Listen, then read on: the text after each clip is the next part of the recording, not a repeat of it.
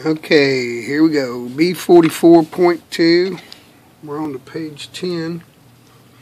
That's bag G, bag GG, and the slipper assembly. Now this here is a little bit of work. As you can see, it can be just a tad bit intimidating because there's a process there. You have to put everything in order. It has to go together in order.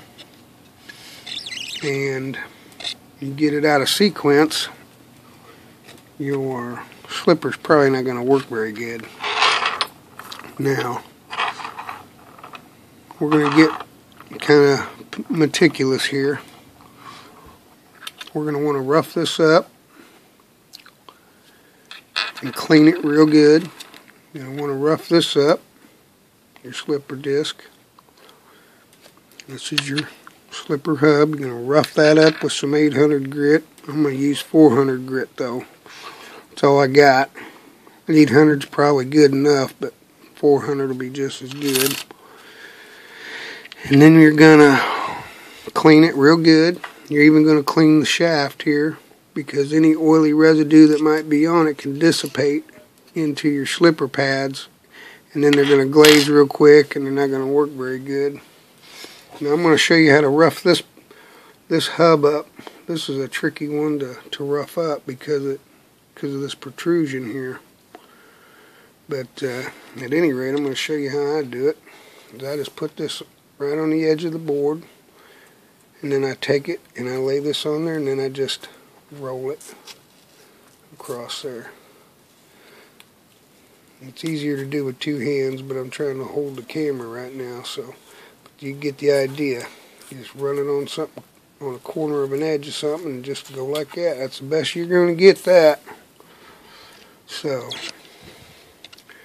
I'm going to get this thing cleaned up and scuffed up. And I'm going to take all my pads. I'm just going to,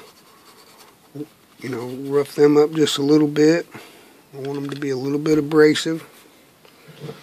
Now, it may take me a couple days to get back to you because I got to put this dang O-ring inside here.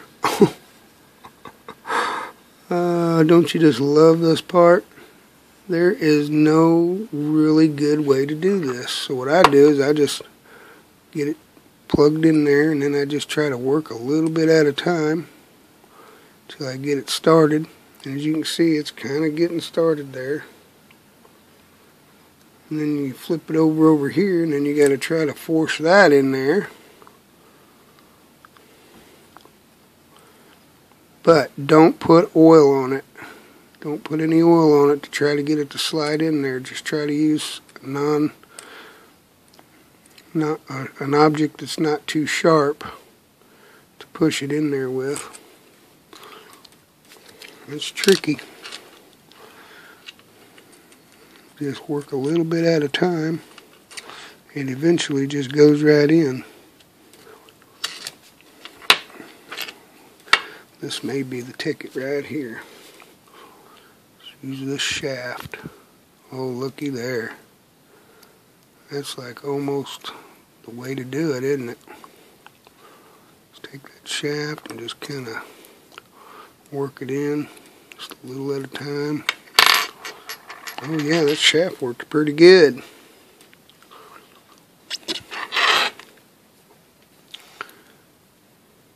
There we go, look at there. The shaft worked pretty good getting that thing in there. That's the way to do it then. Use the shaft. Okay, well that there's ready to go.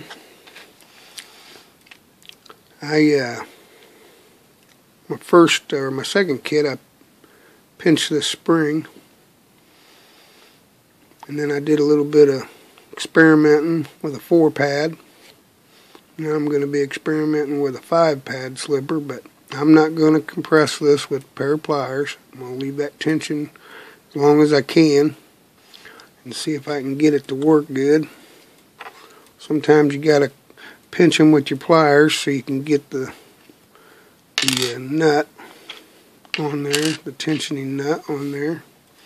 So I'm going to get everything scuffed up and cleaned up, And I'll be back. We'll call that part 1 and go from there.